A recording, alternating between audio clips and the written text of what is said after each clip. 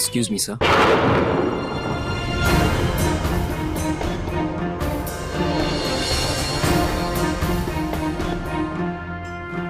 I am very sorry, मैंने आपको गलत रूम की चाबी दे दी। एक्चुअली ये 217 नंबर का रूम है जो मैडम स्वरा के नाम पर बुक्ड है, और इसके ठीक आगे वाला जो रूम है 218 नंबर का, वो आपका है। Sir I am really sorry for that.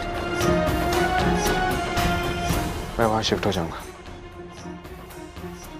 बस बेल बॉय से कह दीजिएगा कि मेरा सामान उस रूम में पहुंचा दे। Okay sir.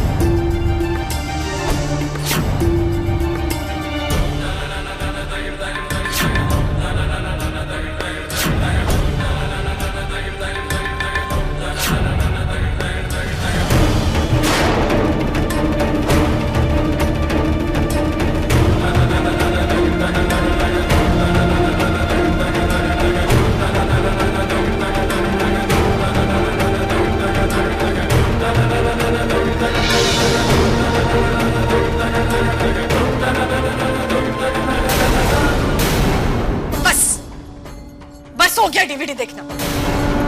ऐसा क्या है इसमें जिसमें नजर गड़ाए बैठी हो? आयशा, मैं तो आदित्य को देख रही थी। यही बैठकर देखोगे? पति है ना तुम्हारा, वो तुम्हारा हक है ना उस पर, तो दूर से देख देख कर क्यों मन भर रही हो? वो जहां पर है वहां पर चली क्यों नहीं जाती?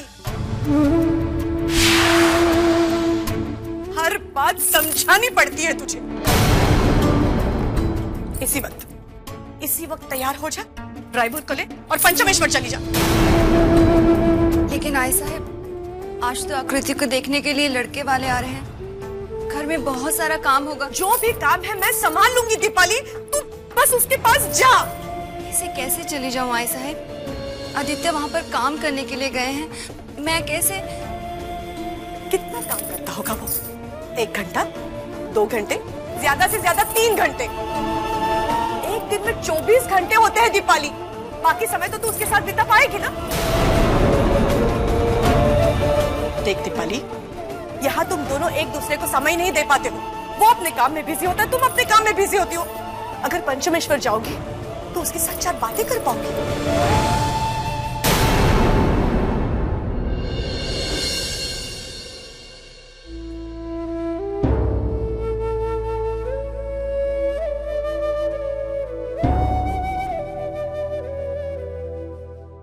सुन मेरी बात दीपाली, देख, घर संसार के आगे भी पति पत्नी की अपनी एक जिंदगी होती है।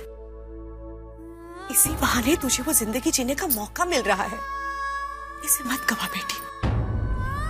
एक दूसरे के साथ बिताए हुए कुछ ऐसे पल ही पति पत्नी के बीच का प्यार बढ़ाते हैं। तेरे भलाई के लिए कह रही हूँ बेटी, मान मेरी बात। मैं तुम्हारा सारा सामान भिजवा देती हूँ, ठीक है? चल।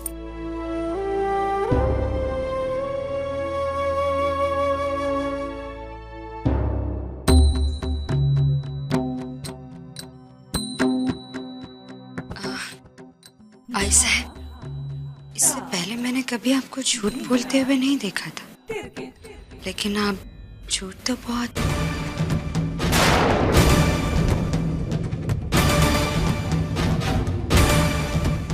आयशा, काम है, मैं आ ले।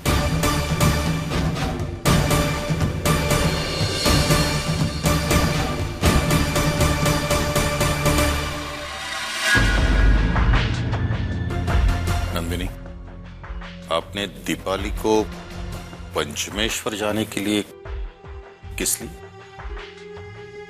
क्योंकि मैं जानती हूं आदित्य वहां अकेला नहीं गया है, वहां उसके साथ स्वरा है। क्या? मैं अभी पंचमेश्वर जाके आदित्य से? नहीं, आप कहीं नहीं जाएंगे। सिर्फ दीपाली का वहां जाना हमारे लिए काफी है। लेकिन नंदिनी, तुम समझ नहीं मैं रही मेरे हो। बेटे को बहुत अच्छी तरह से जानती हूँ। अपनी पत्नी के होते हुए वो अपनी कोई मर्यादा पार नहीं करेगा। और वैसे भी आप जल्दी से तैयार हो जाइएगा, आकृति को देखने के लिए लड़के वाले आ रहे हैं। ठीक है।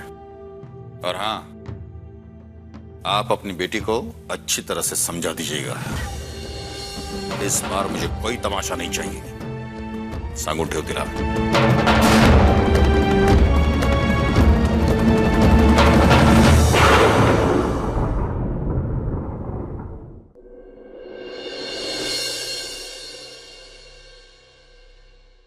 इन तस्वीरों को ध्यान से देखिए।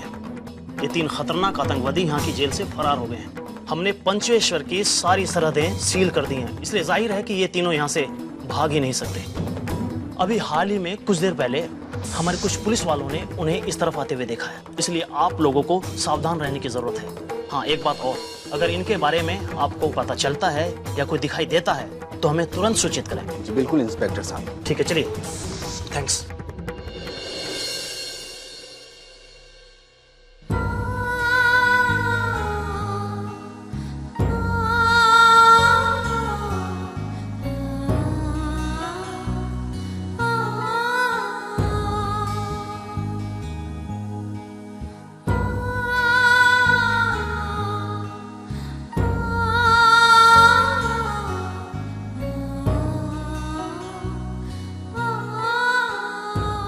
कितनी खूबसूरत लग रही है मेरी गुड़िया। आकृति, बेटा नीचे लड़के वाले आए हैं, तुम्हारा इंतजार कर रहे हैं। चलो। और हाँ, नीचे चलकर कोई ऐसी हरकत मत करना जिससे मेरे संस्कारों पर उंगली उठे। आकृति, तुम इस घर की बेटी हो। तुम्हारे बोलचाल से, तुम्हारे बर्ताव से आज इस घर की इज्जत नापी जाएगी। इसलिए बेटा, मैं तुम्हारे सामने हाथ जोड़ती हूँ। बेटा, तुम्हारे मन में अगर तुम्हारे आई के लिए जरा सा भी प्यार है तो कुछ ऐसा मत करना जिससे मेरा या तुम्हारे पापा का सिर शर्म से झुक जाए। बेटा, मैंने और तुम्हारे पापा ने तुम्हें हर तरह की आजादी दी है। देशमुख खानदान की किसी भी बेटी को इतनी आजादी नहीं मिली जितनी कि मैंने तुम्हें दी है। तुमने जो मांगा हमने तुम्हें दे दिया, और बदले में कभी तुमसे कोई उम्मीद नहीं की। आज पहली बार मैं तुमसे कुछ मांग रही हूँ आकृति, और मैं उम्मीद कर रही हूँ कि तुम मुझे निराश नहीं करोगी। बेटा, वो लड़का सचमुच बहुत अच्छा है, घराना अच्छा है। तो बस एक बार उसे चलकर देख ले, तुम्हें भी यकीन हो जाएगा। और बच्चा, एक बात का तो तुम्हें विश्वास है ना कि तुम्हारे आई बाबा कभी तुम्हारा बुरा नहीं चाहेंगे, है ना?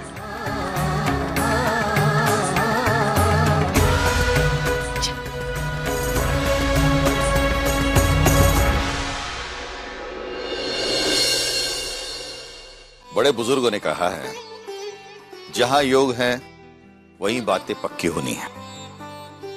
अब देखिए ना, उस दिन दिल्ली एयरपोर्ट पर हमारी मुलाकात क्या हुई, बच्चों की बात क्या निकली, आज हम देखने दिखाने तक पहुंच भी गए।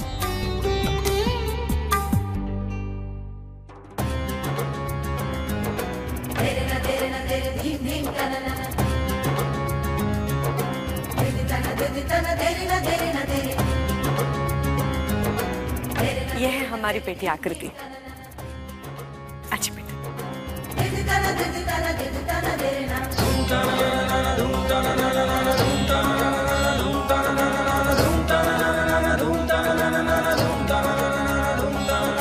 आकृति, बेटा सबको चाय नाश्ता दे दो।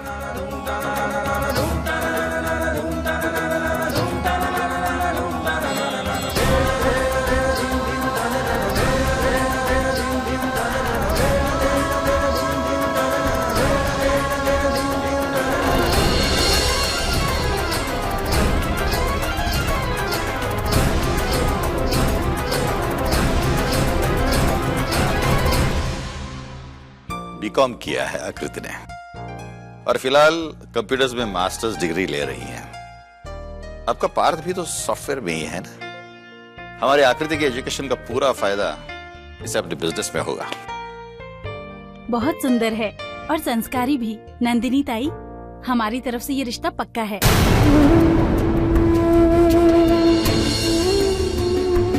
बस आपकी बेटी यहाँ कर दे।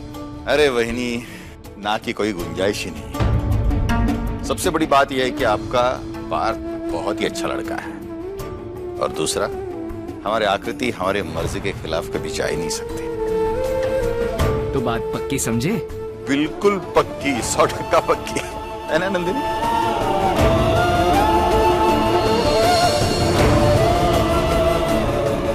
बहुत बहुत मुबारक हो।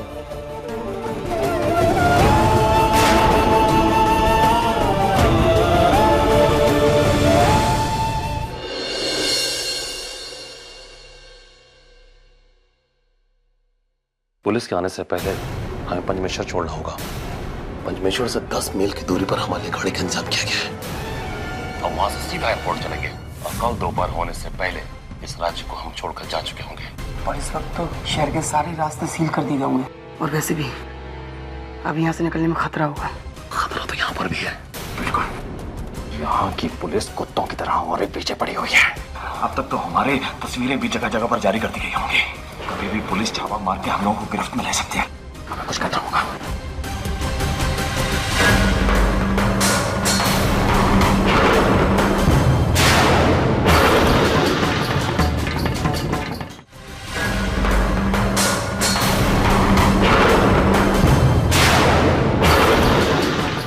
वो लड़की, उसने सब सुन लिया है। इससे पहले बाहर जाकर अपना मुंह खोले। हमें उसका मुंह हमेशा के लिए बंद कर देना है। चलो।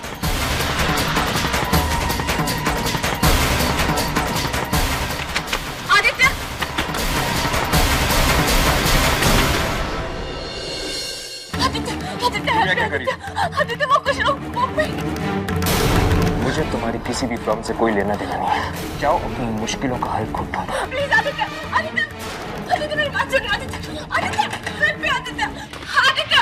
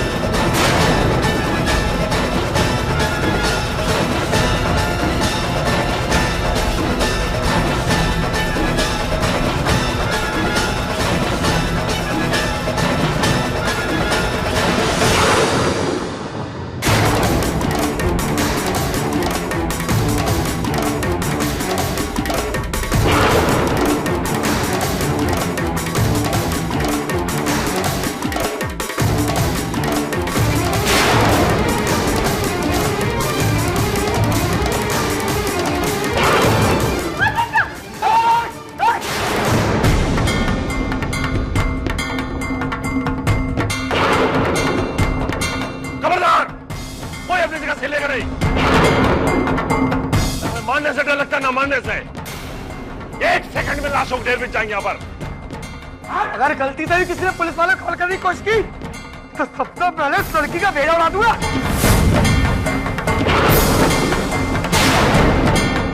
देखो उस लड़की को छोड़, तुम्हें जो कुछ भी चाहिए मैं तुम्हें दूंगा। छोड़ दो इसे। फिलहाल तो ये लड़की हमें चाहिए, क्योंकि जब तक ये लड़की हमारे साथ है ना, हमारी जान को कोई खतरा नहीं। जब तक हम इस शहर की सीमा को पार न करते, कोई हमारा पीछा नहीं करेगा। चलो